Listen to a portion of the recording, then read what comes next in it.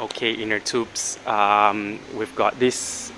I've been working on this car for the past few years actually, since it's blew its engine, and it's actually a uh, full HKS turbo kit installed in this car with all the accessories like oil cooler, etc., etc. And then it also has a OS Geeken single plate clutch, 6-speed turbo GT86 BRZ FRZ, whatever, all the same, FA20 engine. So this is the freshly built FA20 engine with a awesome baffle kit installed. We will be opening up this engine soon. We've spent a few days reassembling this engine. It has gone through a lot of abuse, but it has seen a failure due to the lack of oiling. It has got a standard, it had a standard oil pump in it, and it just didn't have enough oiling due to having 4 VVTi solenoids, so it's running 4 VVTi cam gears. It didn't have a oil sump baffle kit, which it has now. We've installed that. And with an addition of a bigger, thicker oil pump gear, 2 mm thicker, and I will show you the oil pump gear right now. We have copied the oil pump gear off of a Toyota oil pump gear.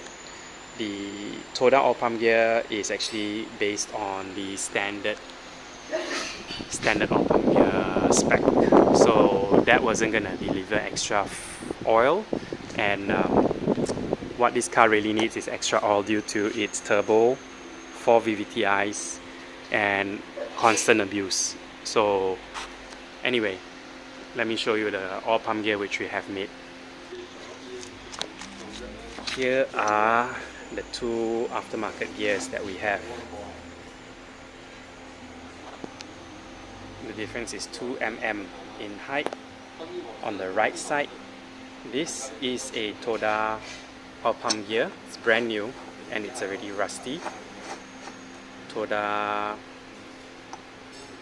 oil pump gear, and this is the one that I have made. It's 2 mm thicker, so you get more volume in the oil. It's hardened and it's using 7225 steel. So we've copied this 2 mm bigger gear off of the Toyota one. And when you do this, you also have to custom make the gasket, oil pump gasket, which I'm going to show you here. I've also laser cut this oil pump gasket out. Look at how thick it is. It's 2 mm, just to match the 2 mm thickness of the oil pump gear. This gets sandwiched between the oil pump gear cover, and then this is the oil sump which we will be installing shortly.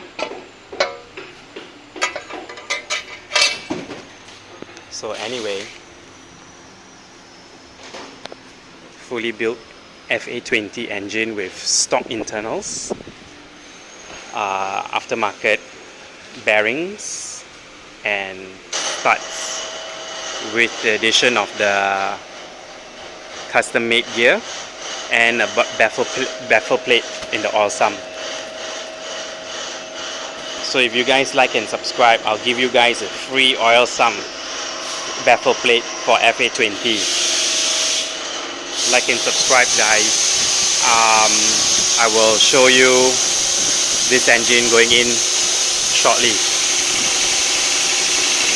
That's the bumper, and that's the car. Okay, inner tubes, I've opened up the wrap for this engine, and this is JUN oil baffle plate. See, even the Japanese guys make an oil baffle plate that rusts. So this is Ori JUN oil baffle plate. Unlike the aftermarket Grex oil gear, which I am making myself, copy of Grex. This is an original JUN oil baffle plate. I'm selling this. I have this. If you like and subscribe, you can get this for free. If I reach 1,000 views, 1,000 subscribers, one of you lucky subscribers will get this. They sell this online, shipped, delivered for about 1,200 ringgit. I'm selling because I bought a bunch of them. I've got 10 pieces with me now in ready stock. I bought it in bulk, and I don't understand why more FA20 guys, Subaru BRZ, GT86 owners don't fit this on. This is the oil intake pipe, and this is how the baffle works. It will let oil go into this side of the sump where the oil gets picked up and delivered into the engine, the rest of the engine. The oil returns from here, from the inside of here, and it gets sloshed left and right. The oil pan is very small. This is the clutch, the Ogura clutch for this GT86. And this is the gasket which I was talking to you about. So this is the return, and this is a return. Turbo return, normal return from the engine, which is this hole here. Let me see if I got it right or not. Sorry. This hole goes to that, and this hole here, the return, yeah, is here.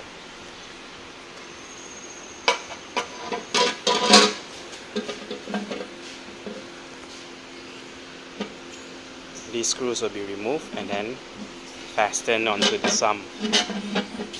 This is how it works. So anyway, more of you GT86 owners should install this oil baffle plate. And if you guys want more oil delivered into your engine, you need to buy the aftermarket 2mm bigger, higher volume, higher pressure oil gear from me. I have them in ready stock now.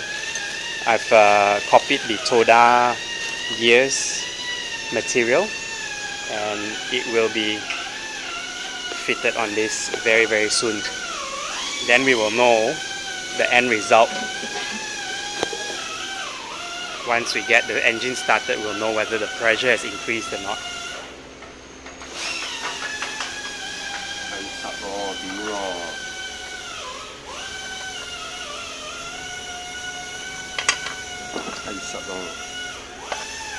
Okay, inner tubes. I am actually in the laser cutting shop where they cut me my metal gasket for this 2mm oversized oil pump gear. 2mm thicker. This was the previous laser cut, which is not good, which is wrongly cut. My mistake. You see there's a big difference between this and this, and so there is a process and a few steps to R&Ding this this actual thicker gear, 2mm thicker gear. This is for the Subaru FJ20 engine to increase oil pressure as well as oil volume. As you can see, this is the oil pump housing, and It's the second gasket I'm making. Here we are. Hey, hi Yasmin. Okay, Ho Lang. So this is the type of factory that we have to come and visit just to get the these kinds of laser cut pieces done. And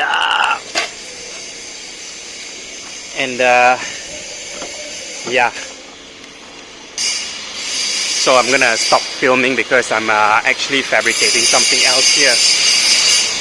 Very busy, very noisy. So going back to showing you the oversized oil pump gear, 2 mm thicker. This is the first iteration of the 2 mm thick gasket, and this is the final iteration of it, the correct one.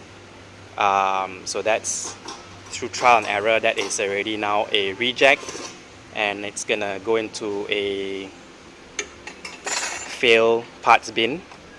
So as you can see, this one is perfect, and it is a little bit higher than the gears after the gears are seated in its position.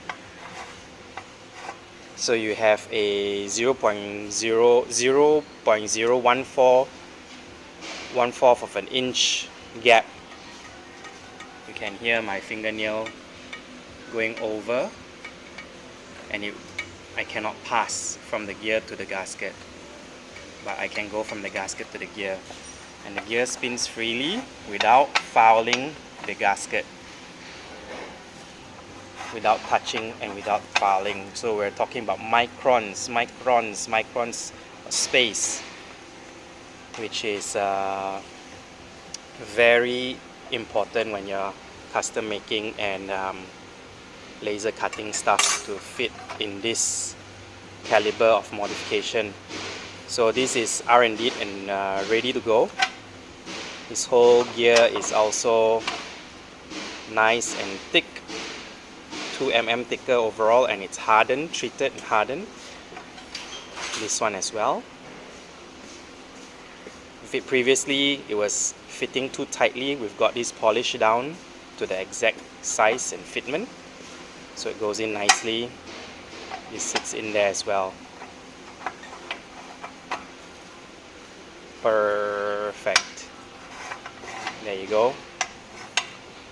So in the last video you saw that we were actually looking at each other and thinking, oh shit, we messed up. But now everything is fixed, and it's good to go. Alright, enough ranting about this. Let's hope it works, our R&D works, and then we can market this. It's actually a copy of Remax, the Remax kit, which is so unavailable we have to make our own. Alright guys, thanks for watching. It's going into the engine very soon.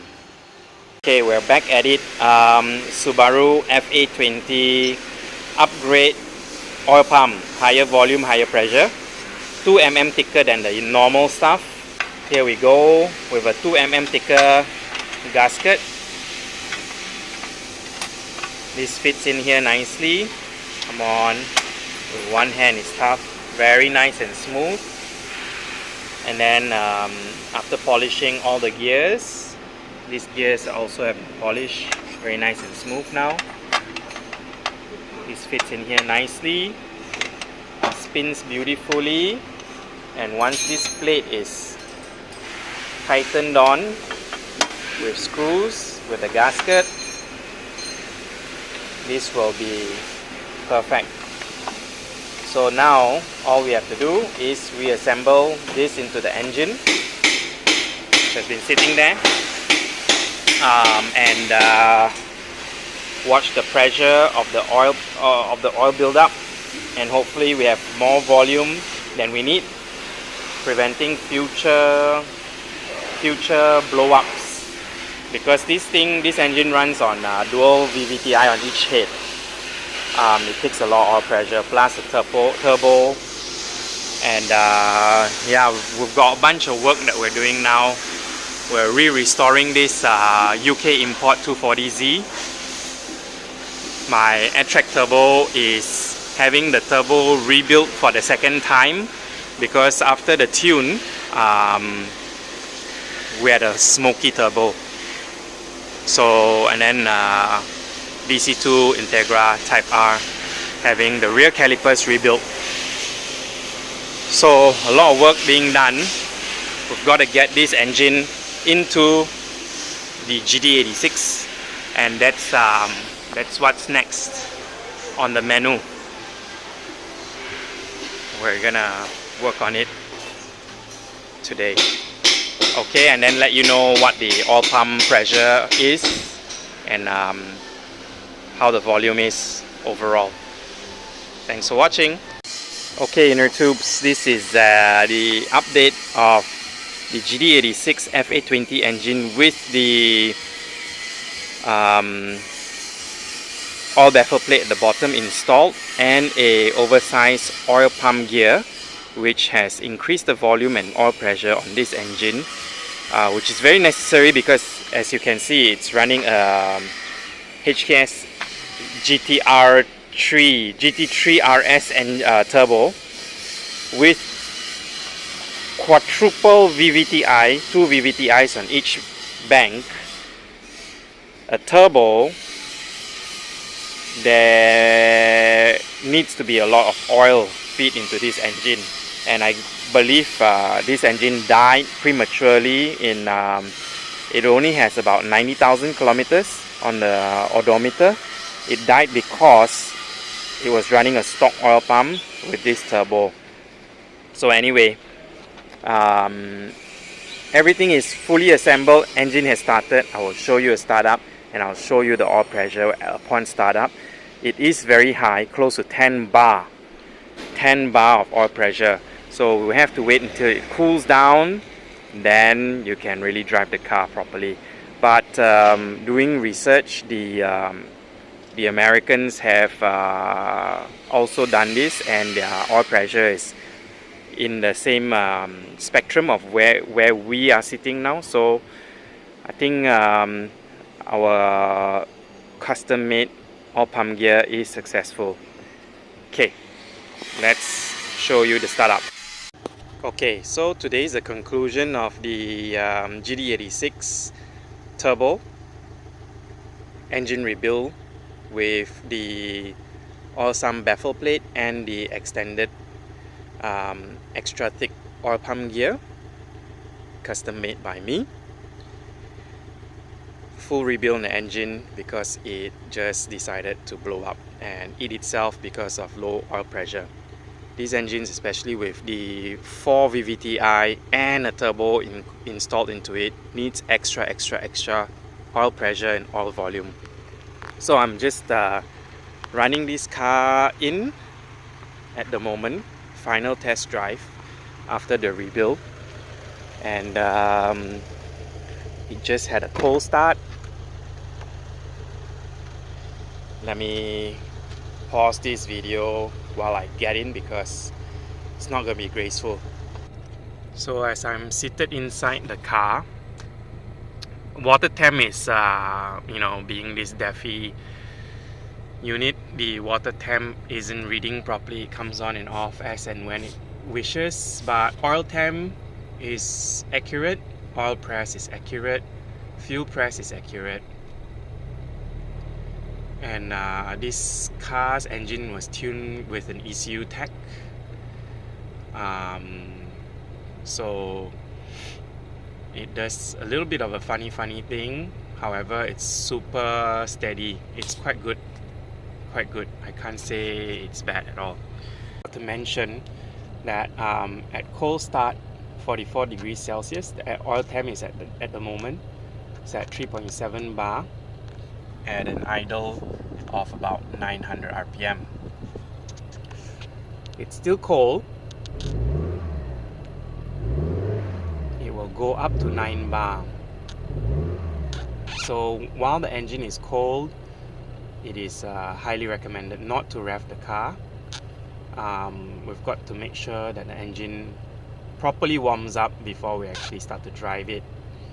So I'll wait for oil temps to be at about 60 70 degrees Celsius before I start driving. I don't know how high a pressure can the engine and all the external accessories take, how much pressure, oil press it can take. Not willing to risk it, so I'll wait till it gets to about 70 degrees Celsius before I start driving the car. Okay, as you can see, temperature is at 92 degrees Celsius for oil temp. RPM is still the same, 900 RPM. Oil pressure is 1.4 bar. So now I can rev it and not worry about it going too high press. It's about 5,000 RPM. It goes up to 8 bar. Yup, so it's safe. Water temp is at 90 degrees Celsius, exhaust temp 107, fuel press 2.3 bar. Yeah, everything looks good now. Stable.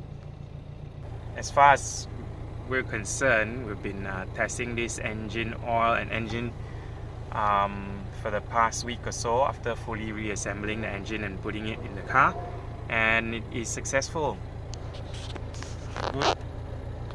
Good oil gear. Fantastic upgrade for any F820 that is boosted. I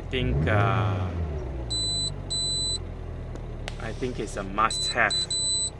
So if you want these oil gears, contact me. Yeah, direct message me, no problem, and I will have some of these gears in ready stock.